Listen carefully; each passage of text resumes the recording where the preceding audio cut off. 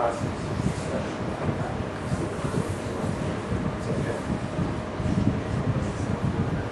Are you ready? First, Gazi Sergio, thank you very much for the opportunity to be here today to speak with these distinguished speakers. I appreciate being here. Buon pomeriggio, cari amici. Unfortunately, I have reached the extent of my Italian. So, unfortunately, except for asking what the bathroom is, you'll have to listen to the rest of the presentation in English. So, when Sergio asked me to come and speak to you today, I was honored, and I was very pleased to be able to come to beautiful Italy, the home of so many very famous and well-regarded artists. Artists like Nagle, Nagle, Ailm, Prima, Ascari, Andrea. Of course, Andrea was born in Italy. So, I've given away my passion. My passion is Formula One racing. I'm very happy to be here in Italy, a country that shares my passion for Formula One racing. I have a trivia question. In fact, I have a prize if someone can answer the trivia question. So, does anyone know the name of the only female Formula One driver to actually score points in a Formula One race? Does anyone know? You do. Exactly. Bella Lombardi. She scored half a point in the 1975 Spanish Grand Prix. You win. You.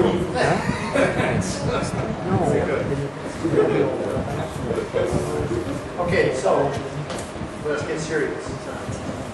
The topic for today's discussion is SENZA FRONTIERE. Now, what does that mean? What does that mean? That means being without borders, being without frontiers, being without limitations, taking off the blinders. We've had speakers already today who have spoken eloquently about taking off those blinders and thinking differently. And so,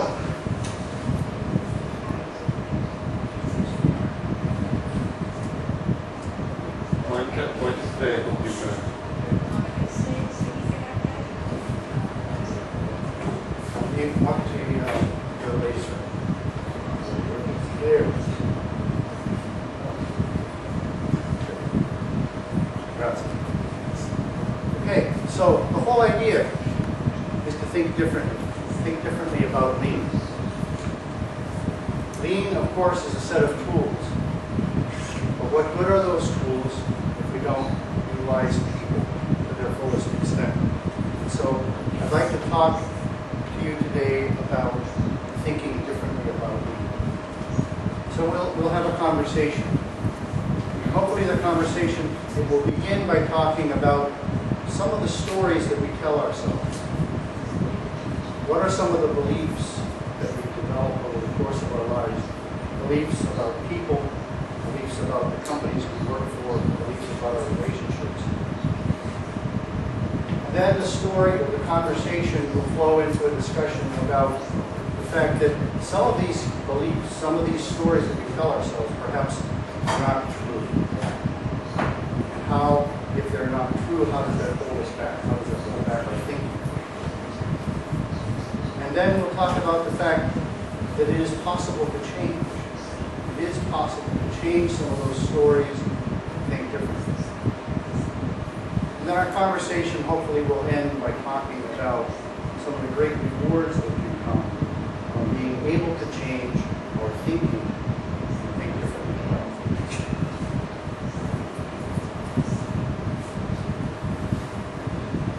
in preparing for this discussion today, even though I've just discussed this topic of competitive advantage for free many times, I've prepared a lot of new material that I thought hope would be interesting to you. But one thing never changes in my discussion about this topic, and that is there are four basic beliefs that empower and inform all of the work that I do. They were the inspiration for the book that I wrote in 1995. They go like this. The first belief is overwhelmingly people are good. And they want to do a good job. They want to improve. They want to grow. The second belief is everyone is good at something. Everyone has an expertise. Everyone has special knowledge. And it's the job of the leader to find out what that knowledge, what that expertise is, and use it. The third belief is the greatest motivator in the workplace is meaningful work. You know how that feels. When you go home at the end of the day and you know that what you did was meaningful, you know that what you did made a difference, you have that feeling of having done meaningful work. The greatest motivator in the workplace. And the fourth belief is that people and purpose and profit are not mutually exclusive business concepts. We talked about purpose earlier today. Very, very important. Okay, so now that we have the introduction out of the way, I would like to begin with a very simple exercise. It's an exercise that I learned from one of my mentors, Dr. Lewis Catlett. Actually, it's been over 20 years ago. And he's used this exercise many, many times with his audiences, and so have I. So it's a very simple exercise, and it's a very simple question. And the question is, which letter is most out of place?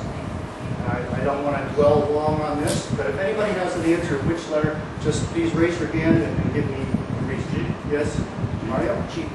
G. Why is G? Because it has a hook going down. Okay. Any other answer? C. The C?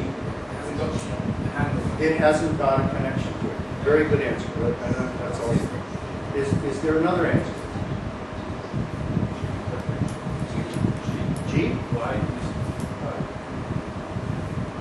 That's also a very good answer. Yes. Also, C has an open loop. C has an open loop. Yes. Those are all excellent answers. So here's the question. Why is it so hard to see the T?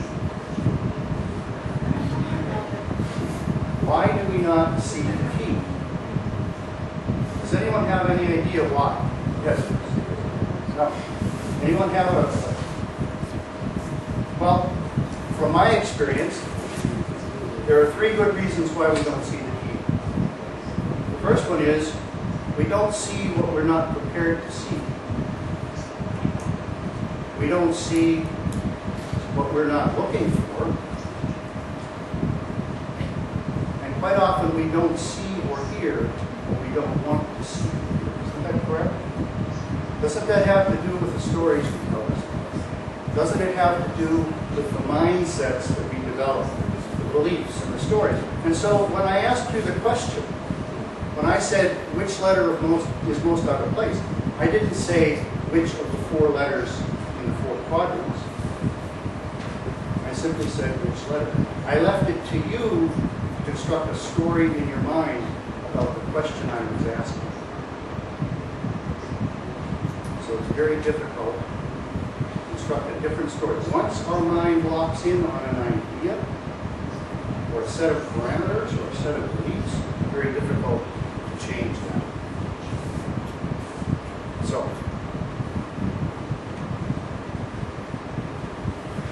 have we all had this experience in our lives where we believe one thing about another person?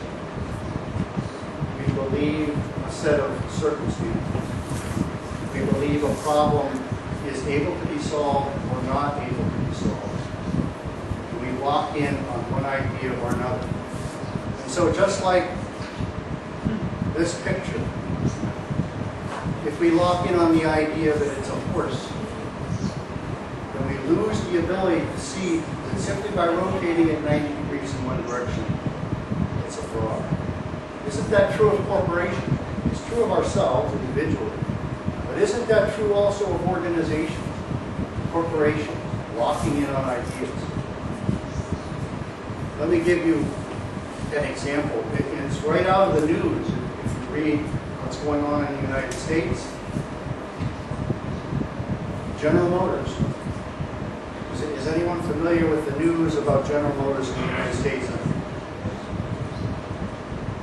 It's this. General Motors is facing hundreds of millions, possibly billions of dollars of lawsuits for wrongful deaths because 15 years ago they redesigned an ignition system that was failed, but they failed to tell the public. They failed to even make note of the change on the drawings and prints. They made the change, didn't tell anybody, and so now 15 years later, there are right now at least 13 deaths, and there will probably be many more as a result of this ignition failure. So how does that happen in a corporation? It happens because they build up ideas. They build up ideas about what's right, what's wrong, what questions are we allowed to ask, what questions are we not allowed to ask. And over time, they develop a culture. Now, there's some great research done about how corporations develop culture and how this mindset begins and where it leads to. And I'll tell this story very quickly. So about 20 or 30 years ago, some researchers put 5 apes in a room. And they put a ladder in the middle of the room and they hung a string of bananas from the ceiling above the ladder. And they closed the door and they waited to see what the apes would do. So, of course, it didn't take long. One of the apes said, I want some bananas. So he started to the ladder and actually started up the ladder. And as soon as he got halfway up the ladder, the researchers turned on the spigots and they flooded the room with ice-cold water. Of course, the reaction of the apes was to huddle back in the corner, shiver, cold. They turned the water off. And in a few minutes, another ape started toward the ladder. And of course, the researchers turned the water back on, scared the apes. And they learned that going after the bananas was not a good idea. So what did they do next? They took one of the monkeys out of the room and replaced it with a new monkey. So what do you think that monkey did? Of course, the new monkey went for the bananas. What do you think the other 4 monkeys did? They grabbed the threw him down off the ladder and beat him up because they didn't want to get soaked again. So they continued this experiment until they had traded one monkey at a time. And now all 5 monkeys that were in the room, none of them had been in the original set of monkeys which had had the cold water sprayed on them. But they had all learned the behavior, and when yet another monkey was introduced into the room, the reaction was the same. They attacked him, pulled him down off the ladder, and beat him up. The interesting thing is, none of those monkeys had any idea why they were doing it. They simply knew that they had learned the behavior from the other monkeys. The culture had developed that going after the bananas was not a good idea. And so they learned and shared this behavior. So that's how culture develops in organizations over decades. People learn behavior. They learn how to think about problems. They learn how to think about each other. They learn how to dress. They learn how to act. Now, there's a very well-known saying that culture is to the organization just as water is to the fish. The fish doesn't realize it's in water. It doesn't see the water. Yet the water is the method of propulsion. It's resistance. And it provides the very oxygen that provides life, yet the fish doesn't realize it's in water. And that's very much the same with large organizations, culture. Don't realize it's there. But it affects everything that we do, everything we think, and especially about what we're capable of. Someone earlier today used the same slide. No problem can be solved from the level of consciousness that created it. So let's think in a larger context about the level of consciousness. What happened?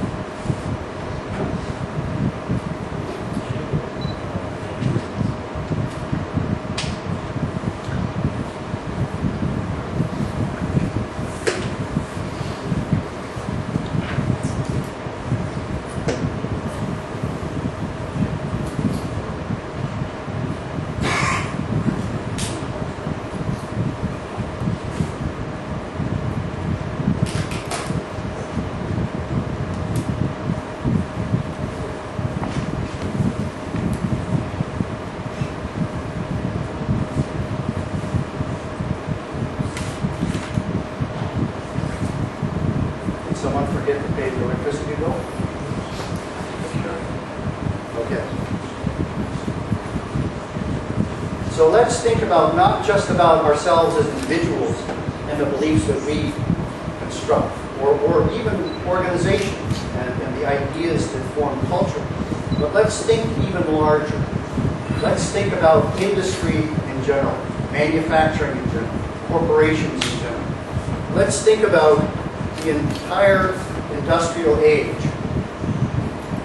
The level of consciousness that's developed as a result of evolving from the industrial age over 100 years ago. What are some of the beliefs? What are some of those stories that are told within organizations and have been for decades and decades? Well, of course, there's a story of power and authority and control. There's the story of coerced compliance. I will pay you so much, you will do this, you will do no more. It's a transaction. It's not a relationship. The whole idea of scientific management, F.W. Taylor, who created the whole science of scientific management back in the early 1900s, the structure of work, the man who created the basis for all industrial engineering. A focus on shareholders only, and this is interesting because it's only in the last 5 or 10 years that the idea that the shareholders are the only and primary focus. It's only recently that that's been challenged, and we'll talk about that in a few minutes when we talk about conscious capitalism. A scarcity mentality. And that basically means I believe that there's only so much, and if I have more, you have less. As opposed to an abundance mentality, it means we can grow the pie. We don't have to deal with a constant size pie. We can grow the pie. Either or thinking, binary thinking, either black or white, either this or that. It doesn't allow for a thinking of both this and that. It can be a combination of things. The whole idea of growth at any cost, consumption of resources, and disposal of waste. That's being challenged now, of course, by sustainability. And then the last one is people, simply as cogs in the machinery. As a result of F.W. Taylor's work creating scientific management, we do this motion repetitively over and over and over again, and it should take you only 0.7 seconds, and then you do the next motion, and the next motion, and the next motion. This is the traditional industrial age level of consciousness, and it's created the situation that we have in corporations today. So, for all the history majors, what do we generally refer to that period from the Roman Empire to the mid-1300s? Middle Ages. The Middle Ages, or the Dark Ages, right? Of course, the Dark Ages. What event do we think of in gruesome terms when we think about the Dark Ages? Crusades. Well, the Crusades is a good answer. It was even mentioned twice earlier today.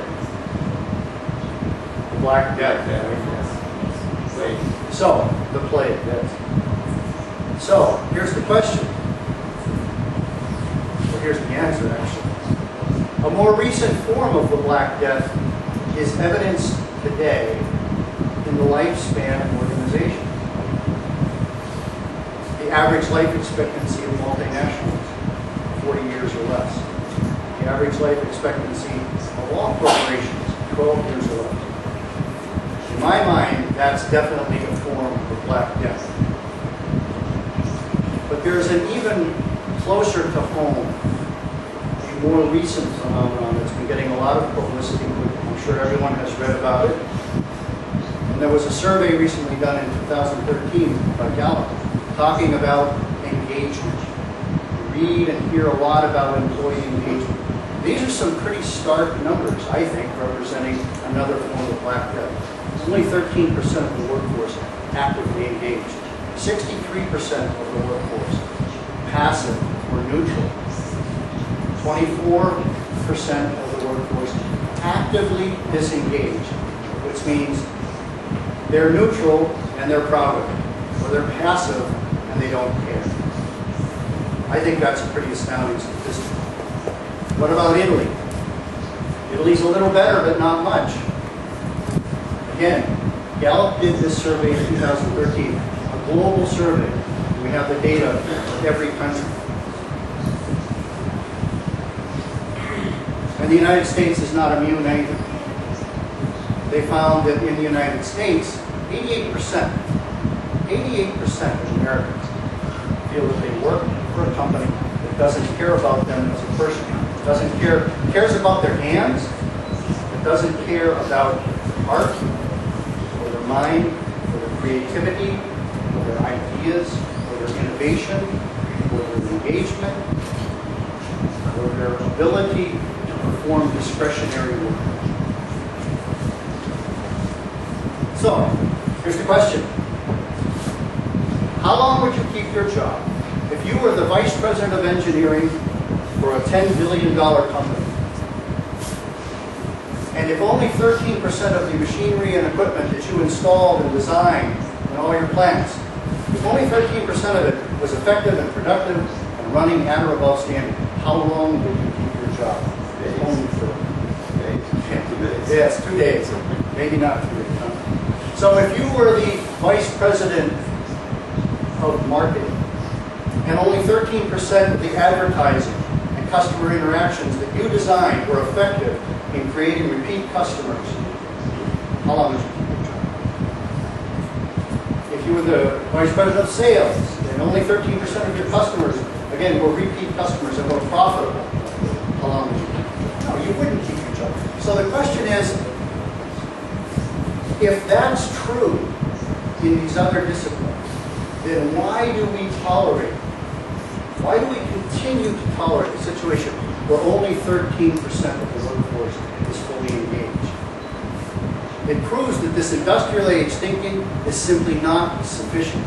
It's not adequate to keep up with the complexity and the speed of today's business. We need to think differently. Back to the title of the presentation. We need to think differently about people in the workplace and how we engage them. So, what do you see in front of me? Pretty simple, huh? A gray square. Yes. And so, if I'm looking at a group of people, and if I'm standing far enough back, that's what I see. But the interesting thing is, this is the exact same picture. But it's magnified 10,000 times so that I can see the individuals, I can see the pixels. So if I'm looking at people as a group, those people over there, that ethnic group, those employees from that company, the people that live in that town, I can think of them in very gray terms. I can think of them as all the same. But until we actually look at them more closely, remember that second belief. Everyone is really good at something. And if we don't take the time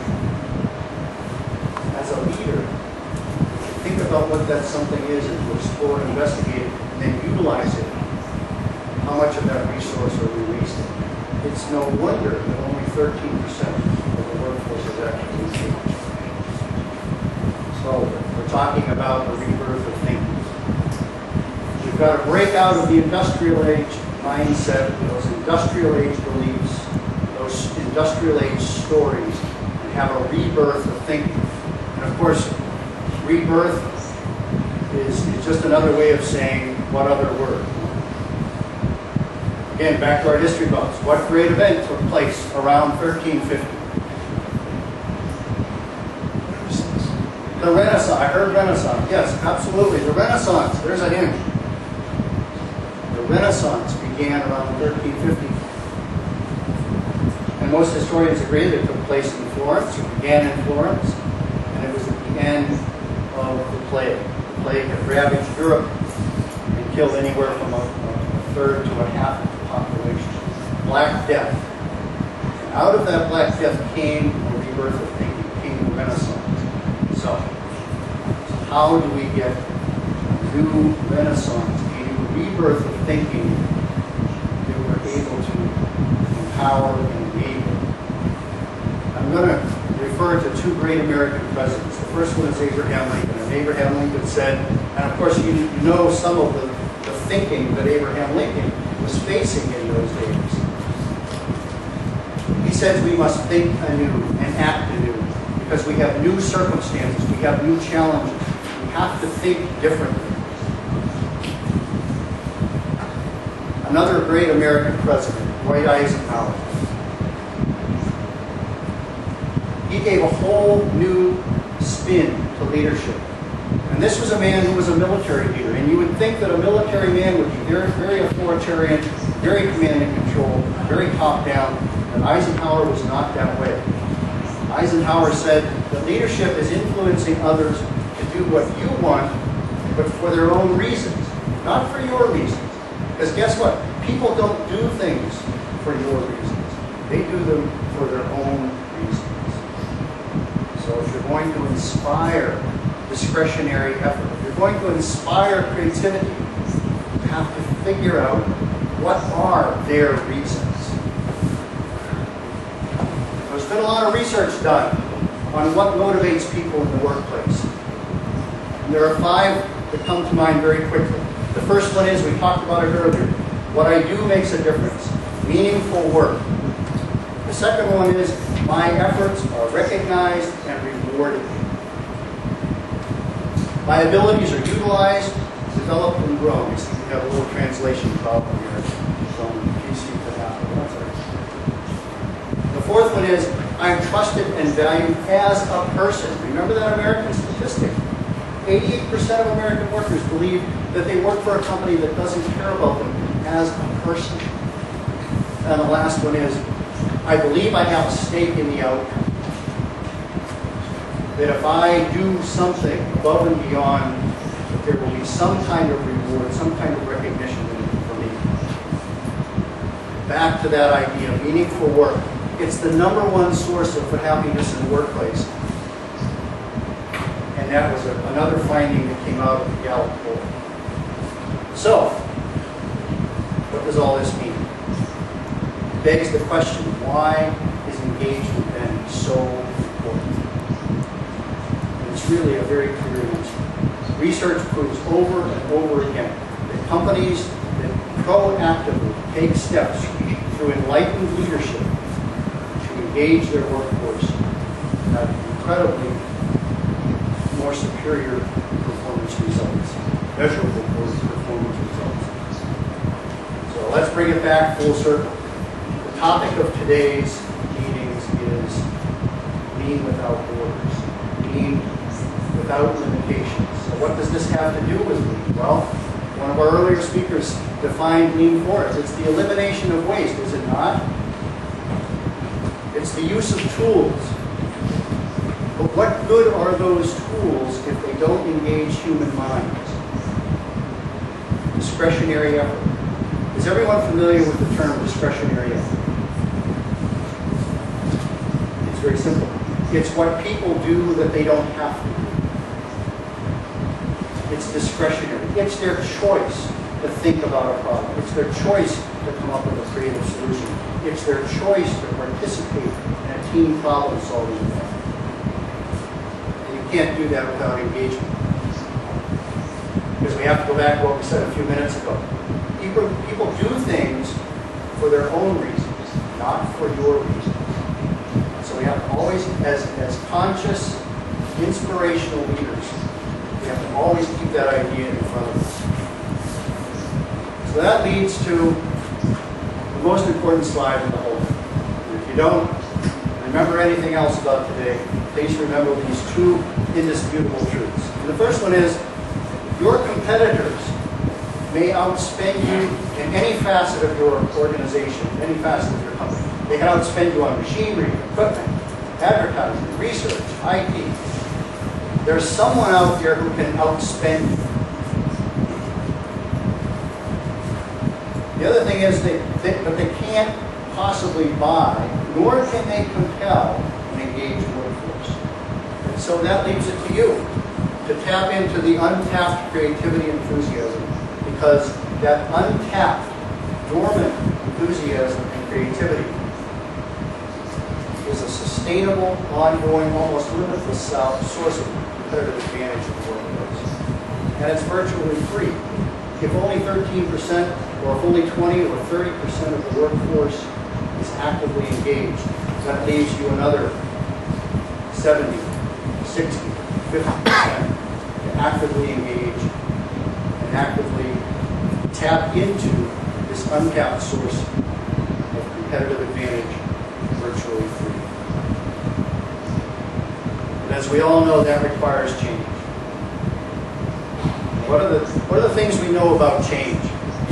What does anybody have an idea about what is the first thing we think of when we think of change? It's very difficult, right? Change is very, very difficult. In fact, most companies that I'm aware of and have worked with over the years, the very first reaction to change is, if I'm quiet enough, and if I'm still, it won't find me. Maybe I can hide. What did Darwin say about change? Darwin said, it is not the most intelligent of the species, nor is it the largest and the strongest that will survive and adapt. It is the species that is adaptable to change that will flourish and prosper. Think about that. Okay, change. What do we see here? Looks like we see some folks changing the light bulb. So that begs the question, one of my favorite questions. How many psychologists does it take to change a light bulb? Does anybody know how many psychologists it takes to change a light bulb? Zero. Zero, okay. You must have good light bulbs. Okay, the answer is this. It only takes one. But the light bulb has to really, really want to change. Okay? Now, that's a great joke. I've used it many, many times. It's one of my favorites. But the question is it possible to actually want to change? Because as we know, one of the first reactions to change is pretend that it's not there and hope that it goes away, right? So is it possible to actually want to change? As individuals, when do we want to change? We want to change when something that we believe or something we do is causing enough damage that we're finally tired of the damage and we decide to do something about it, right? How do organizations change? Why would organizations want to change? Well, fortunately, there's a lot of great statistical evidence for wanting to change. And I'm going to go through this quickly because there's a lot of data on these slides. I believe Kurt referred earlier to Industry Week magazine. Industry Week magazine is actually headquartered in Cleveland, Ohio, which is where I'm from. And they're published, I believe, all over the world in all different industries. But every year in North America, they run a competition, a best plants competition. And so hundreds of companies send in their applications with all their data to talk about the results that they get, the performance metrics, but also how they conduct business, how they lead, how they engage. And then every year they pick 25 finalists and then 10 best plants. So over the last 20 years, as they've been accumulating data from all these plants, 20-year period, this is the kind of results in cost and productivity that they're able to generate among these best plants. Cost reduction, productivity improvement, cost change per unit. These are, I think you will agree with me, are incredible results. In terms of quality and delivery, defect reduction, manufacturing cycle time reduction, reduction in customer reject rates. Again, incredible results from these plants. In terms of safety and sustainability, accident reduction, conformance to ISO 14001 for sustainability, energy consumption reduction, and on and on. These are absolutely incredible results. These, I believe you would agree with me, are how you spell a competitive advantage. So, that begs the first question. The question is, where do these kinds of results come from?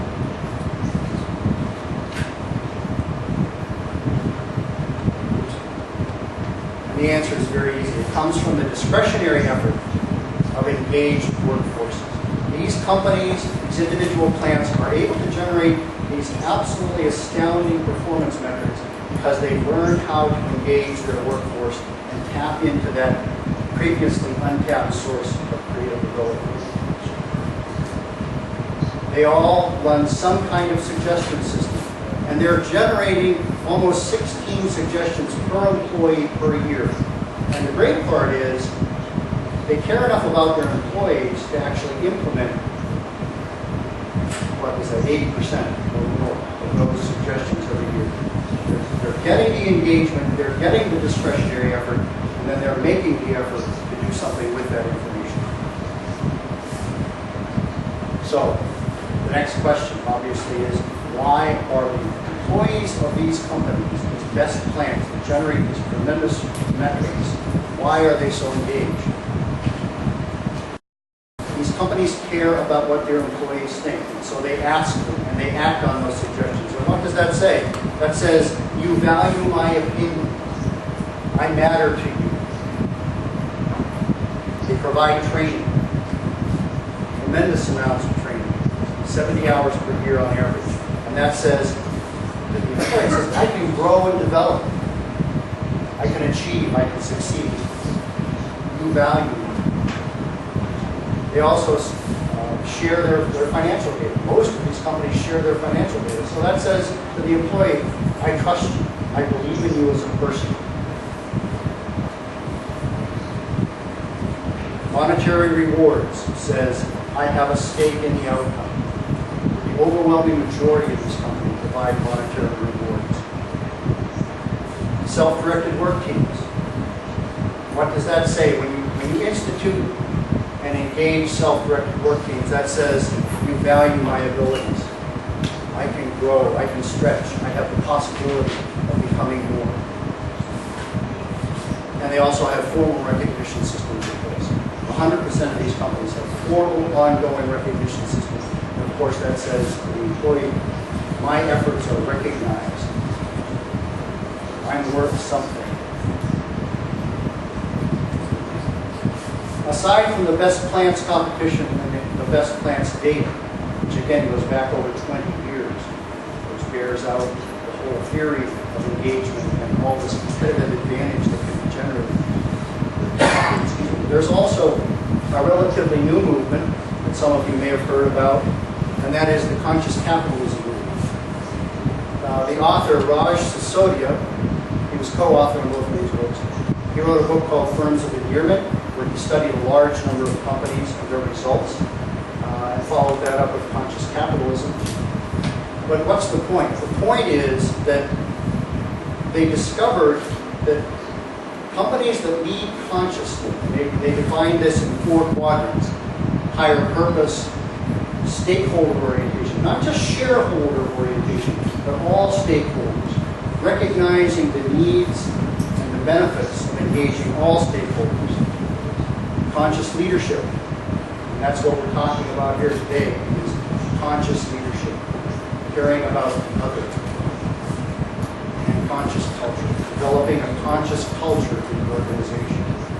So, this relatively new movement called conscious capitalism, what have they found? Well, in Raj Sisodia's research, here are some of the companies that he found to be exceptional leaders, exceptionally conscious in the way that they manage and engage people. Here are the results. Over a 15-year period, the conscious capitalism companies had fully 14-to-1 stock performance over the average standard of Poor's. 14-to-1 performance. It proves that managing consciously, leading consciously, thinking differently about leadership and how we interact with our employees can have tremendous results. Aside from the fact that it's morally and ethically beneficial, it's also tremendously performance beneficial. So, I'd like to close today with the thoughts of some folks that I respect greatly, and then also some of my own ideas. From the New Testament, I think we're all familiar with it. I guess some of us are. You know, if one of you wishes to lead, if one of you wishes to be the greatest, you must be the servant of all.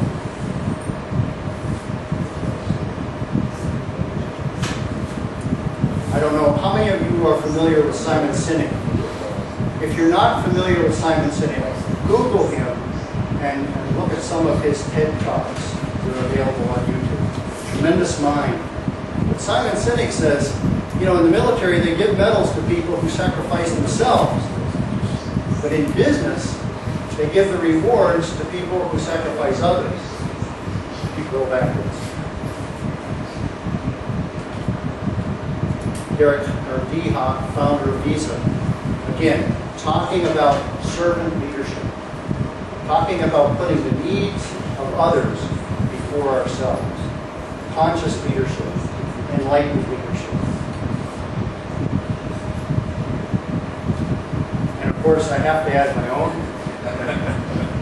When I wrote my book back, when I started writing the book back in 1995, I created the word Altrupreneur. So I took two different words, altruistic and entrepreneur, and I mashed them together and created the Altrupreneur. The Altrupreneur is one who leads an organization with conspicuous regard for all stakeholders. Conspicuous is very important because I may have great regard for the need, and I may hold it in my heart. But if it's not conspicuous by my actions, if it's not conspicuous by what I say and what I do with the need, then he never knows it. And he never gets the inspirational value, and the relationship doesn't develop, because leading is all about relationship. So I want to go back to where I started. These four beliefs inform all of the work that I've done over the last 2.5 decades.